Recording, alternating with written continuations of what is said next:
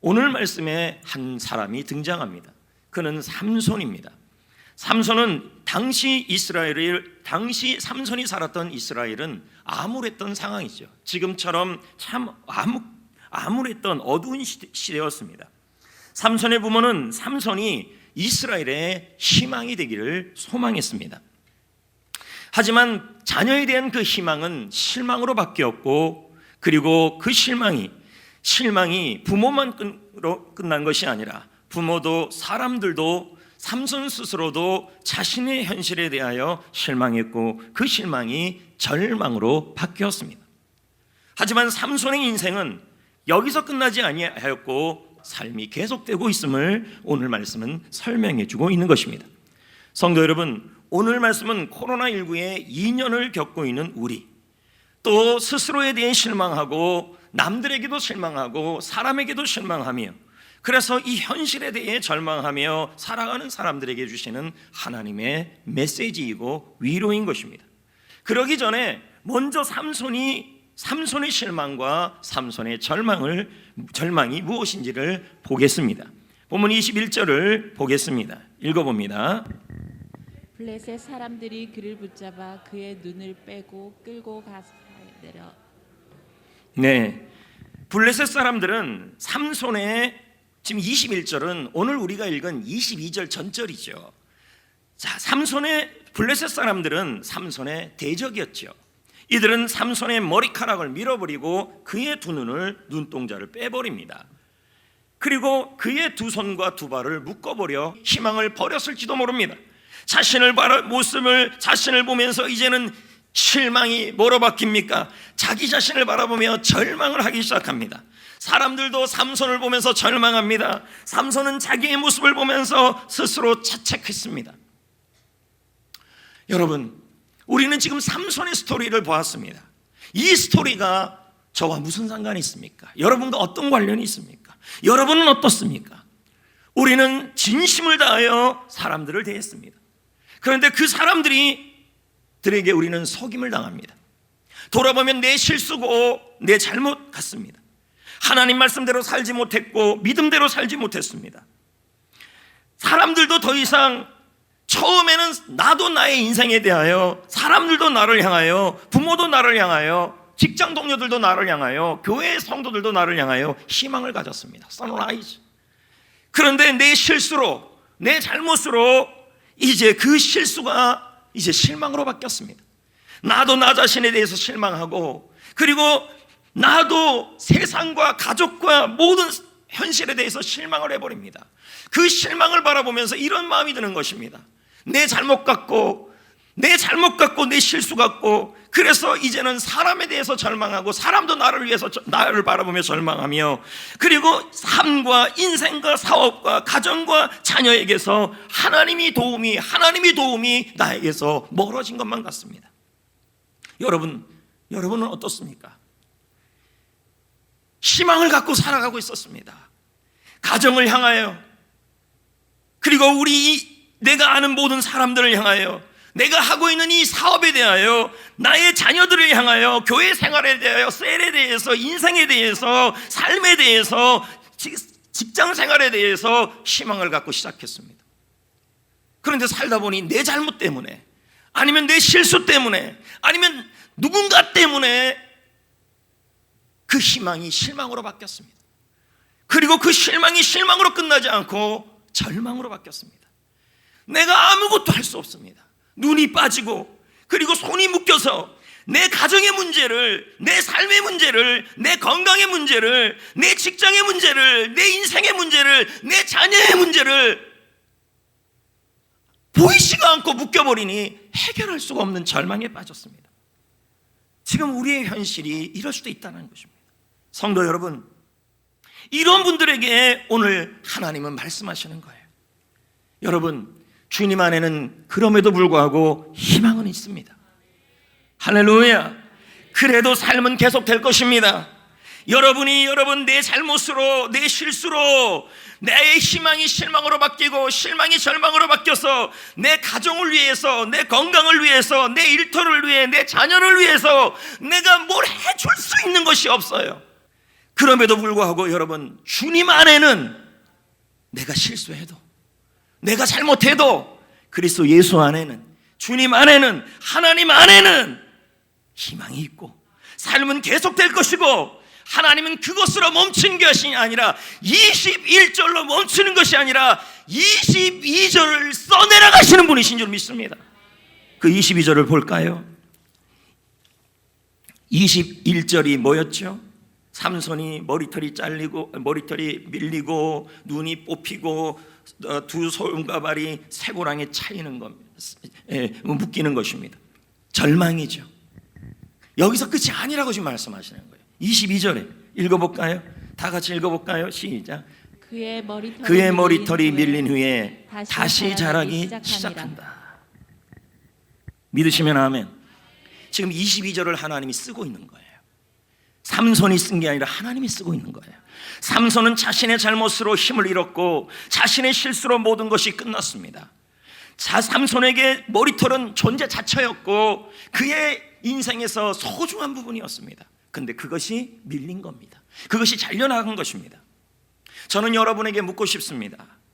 여러분의 인생에 소중하게 생각하는 것들이 무엇입니까? 나의 인생에 여러분의 존재 자체가 되는 것들이 무엇입니까? 그 존재 자체가 되는 것들에 대해서 우리는 희망을 가집니다. 근데 그 소중한 것들이 무엇이냐 봤더니 어떤 사람들은 건강입니다. 건강이 너무 소중하죠. 또 어떤 분들은 사업, 나의 아이들, 자녀들, 물질들, 가족들, 일가 친척들, 그리고 남편, 아내, 여러분들 다 소중하다고 생각할 것입니다. 그런데 여러분, 이런 것들을 가지고 우리는 희망과 소망을 갖습니다. 그런데 이런 것들이 여지없이 이 소중한 것들이 잘려나갈 때가 있다는 것입니다. 직장을 잃고 사업을 잃고 부모님과의 관계가 뒤틀러지고 의지했던 사람들이 떠나가 버리고 건강이 사라지고 물질이 사라지고, 그래서 그 어떤 힘도 쓸 수 없는 상태가 올 때가 있다는 것입니다. 머리털이 잘려나간 삼손처럼, 두 눈이 빠진 삼손처럼, 그리고 손가발이 묶인 삼손처럼 내가 나의 물질, 나의 건강, 나의 사업, 나의 가정, 나의 일가 친척, 나의 직장, 나의 이 모든 소중한 것들에 대하여 내가 어떤 것도 할 수 없는 상황이 온다라는 것입니다. 희망이 실망이 되고 실망이 절망이 된 것이죠. 그때 22절을 주님이 지금 말씀하시는 것입니다. 그의 머리털이 밀린 후에 그의 소중한 것들이 잘려나가도, 그의 건강이 잘려나가고 물질이 잘려나가고 사업이 잘려나가고 소중한 것들이 잘려나가도 그래도 머리털이 다시 자라나고 있다는 것입니다. 그래도 삶은 계속되고 그래도 머리털이 다시 자라고 그래도 희망을 지금 써가고 있다는 말씀인 것입니다. 내가 실수하고 내가 잘못하고 내가 속임을 당하고, 여러분, 하나님이 주신 인생은 그렇게 쉽게 끝나지 않아요. 여러분의 인생이 삼손의 이름처럼 선라이즈, 어두운 세상에 빛을 비치고 소망을 갖고 희망을 갖고 자신과 인생에 대하여 모든 것을 소망을 갖고 살았는데, 나의 잘못과 나의 실수와 사람 때문에 여러분의 인생이 그 모든 것들에 대해서 실망하고, 그 실망이 이제는 절망이 되어서 물질에 대하여, 그리고 소중한 것들에 대하여, 사업에 대하여, 건강에 대하여, 나의 자녀에 대하여, 여러분의 일터에 대하여, 여러분의 사역에 대하여 눈이 빠지고 손이 묶이는 상황이 되어서 내가 전혀 뭔가를 할 수 없는 절망의 때가 올 수 있다는 거예요. 이때 우리는 힘이 빠져요. 삼손은 진짜 아무것도 할 수 없었어요. 근데 여기 은혜가 임하고 있는 거예요. 무슨 은혜예요? 그의 머리털이 밀린 후에, 밀린 그 자리에, 삼손의 머리털이 밀린 그 자리에 머리털이 다시 살았다. 이 말은 뭐예요? 어떤 상황에서도 내가 하나님의 백성이 실수를 하고 잘못을 해도 하나님은 하나님의 백성의 인생을 쉽게 끝내지 아니하시고 다시 은혜를 부어주신다는 거예요. 여러분, 성경에서 잘하고 있다는 말이 나올 때마다 나오는 게 있어요. 그게 뭐냐면 은혜와 은총이에요. 여러분, 은혜와 은총이라는 단어가 뭡니까? 실수해도 사랑하시고 잘못해도 사랑하시고. 여러분, 아무런 사사시대에 이 이 소망과 희망이 없는 사사시대에 한 아이가 자라고 있었죠. 삼손 이후의 사사. 그 이후에 사사가 나오는데 그 사사가 누굽니까? 사무엘이죠. 이스라엘 민족들에게 이 사무엘은 희망과 소망이었어요.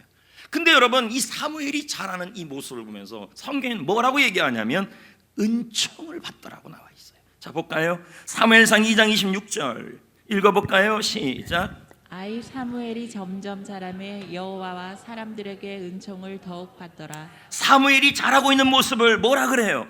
하나님과 사람에게 은총을 받고 있는 모습이라고 설명하고 있어요. 여러분, 우리 이 말은 뭡니까? 자라고 있다라는 말은 하나님의 은혜가 임할 것이다. 하나님의 은혜가 개입할 것이다. 하나님의 은혜가 자라고 있다, 이 뜻도 포함되어 있는 거예요. 여러분, 이스라엘 백성들이 말라기 선지자 이후에 느헤미야 시대와 말라기 선지자는 같은 시대의 사람입니다. 그때 이후에 구약의 신약의 중간사 시대가 일어납니다. 이 400년의 기간이, 이 기간 동안에 로마 그리고 마카비 베레벨 일들이 400년 동안에 유대인들 안에 일어났어요. 근데 이 400년의 기간 동안에 하나님의 음성이 들리지 않았어요.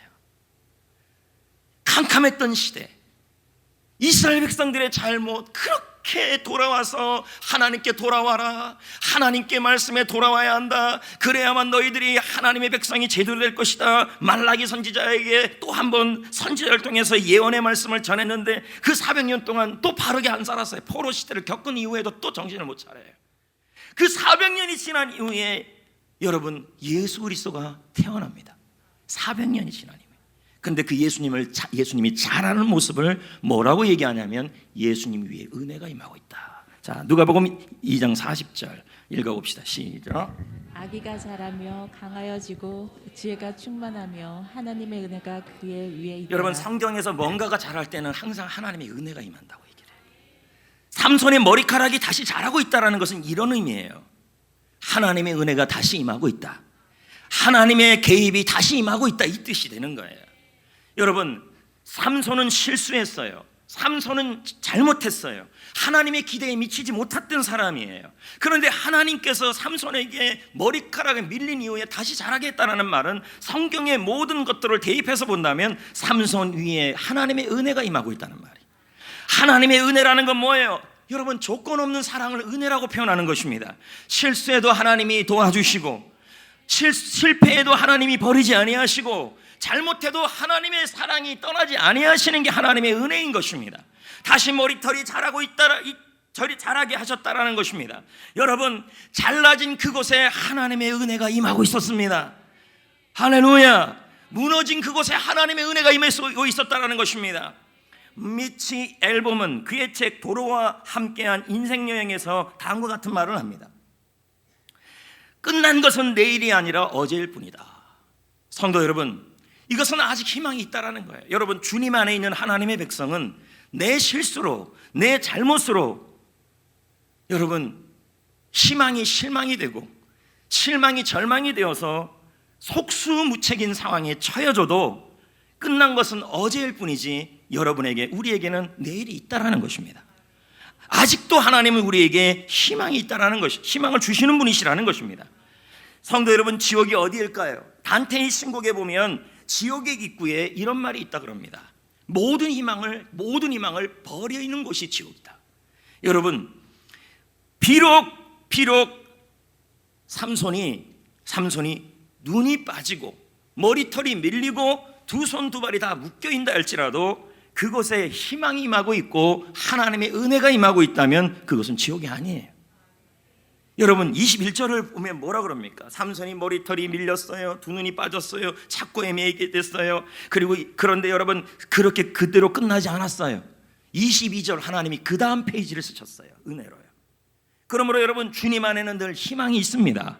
하나님은 우리 인생의 다음을 페이지를 써내려갈 수 있는 분입니다. 왜요? 여러분이 하나님의 자녀이고 하나님의 백성이기 때문인 것입니다. 성도 여러분, 우리 하나님은 훌륭한 목수와 같은 분인 줄 믿습니다.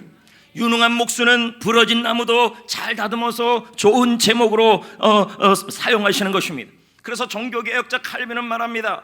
하나님은 인간을 수리하기로 작정하셨다. 여러분, 하나님은 삼손을 통해 우리에게 주시려는 희망이 메시지가 있습니다. 그게 희망입니다. 잘못해도 하나님의 도움은 떠나지 않는다. 실수해도 하나님의 개입이 계속 임한다. 절망해도 하나님의 은혜가 임한다. 왜요? 우리는 하나님의 자녀이기 때문인 것입니다. 할렐루야, 할렐루야. 우리가 죄인 되었을 때, 우리가 하나님과 원수 되었을 때, 우리가 하나님 앞에 연약한 자가 되었을 때, 하나님은 예수 그리스도를 통하여 우리에 대한 하나님의 사랑을 보여주셨습니다. 우리를 향한 하나님의 사랑은 끝까지 가는 사랑입니다. 나의 계획은 실패해도 하나님의 계획은 실패하지 않아요.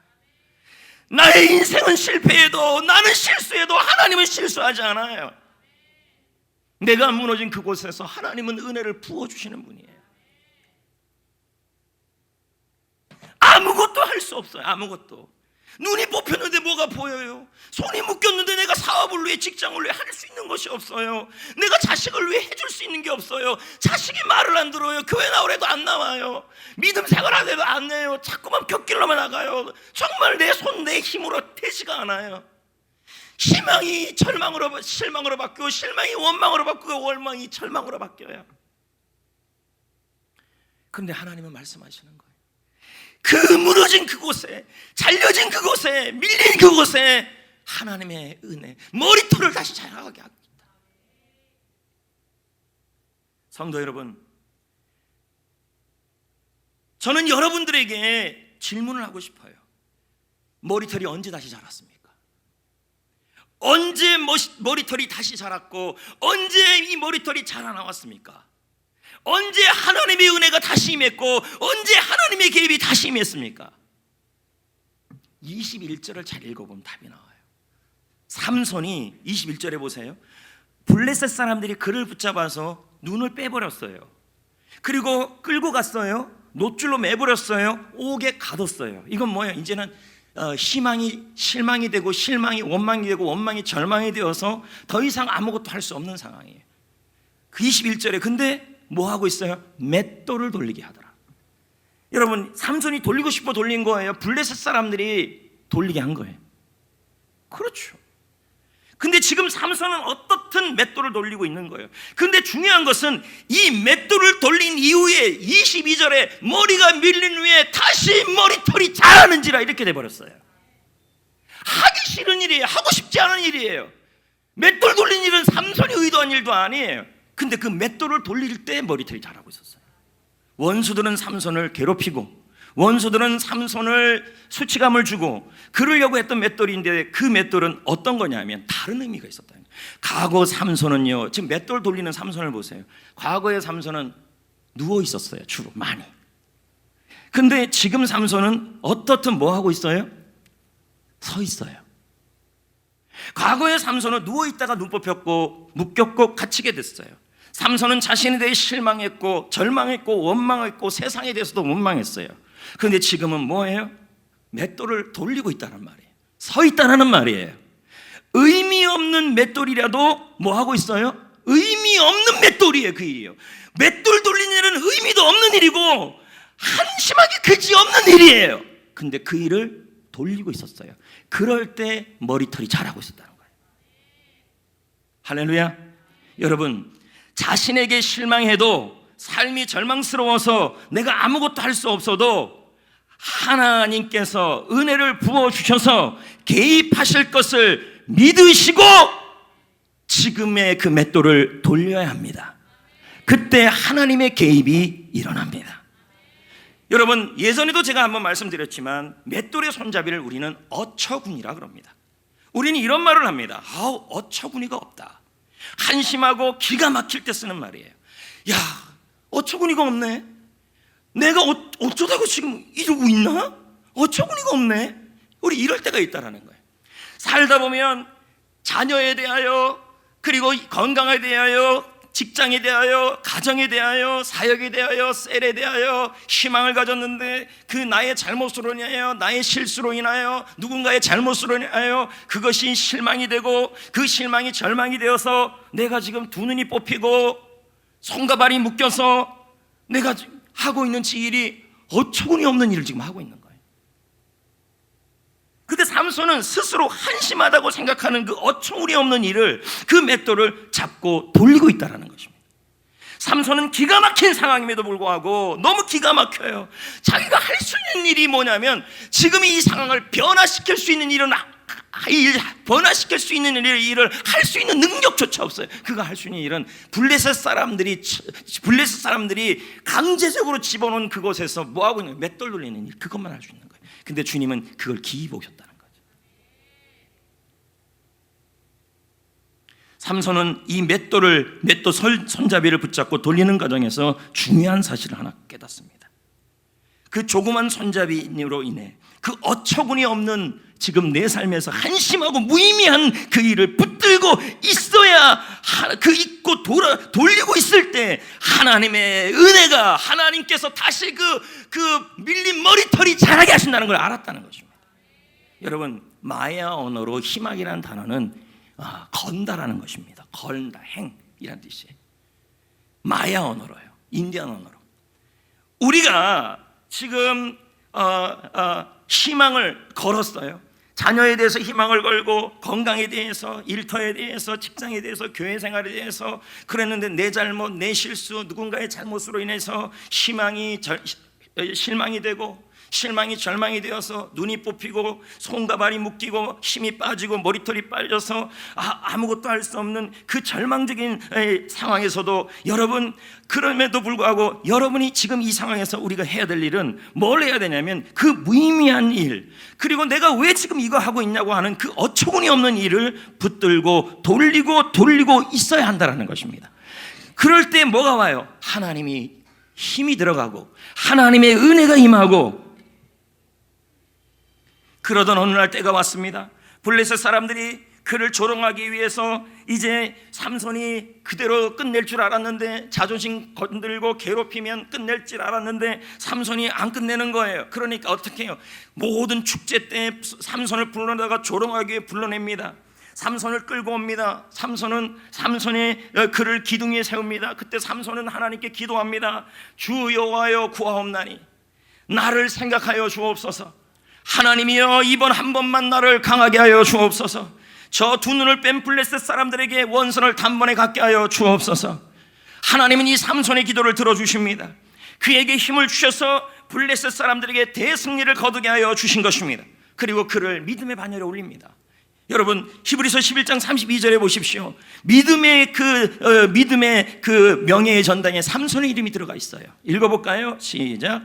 내가 무슨 말을 더하리요? 기드온, 바락, 삼손, 입다, 다윗 및 사무엘과 선지자들의 일을 말하려면 내게 시간이 부족하리라. 여러분 보십시오. 삼손은 자신의 실수로, 자신의 잘못으로 실망하고 원망하고 절망하여 무너진 사람입니다. 그런데 하나님께서 그에게 뭐 합니까? 그 어처구니 없는 일을, 의미 없는 일을, 그 상황 속에서도 맷돌을 붙잡고 돌리고 있었던 그에게 하나님은 뭐 합니까? 은혜를 주시고 기회를 주시고 믿음의 반열에 올려놓으신 것입니다. 사랑하는 성도 여러분, 우리가 어처구니 없는 일을, 어처구니 없는 상황에 있음에도 불구하고 하나님의 도움이 보이지 않는 것처럼 보일 수 있습니다. 내가 이 상황에서 이 어처구니가 없는 일을 계속 하고 있는 거예요.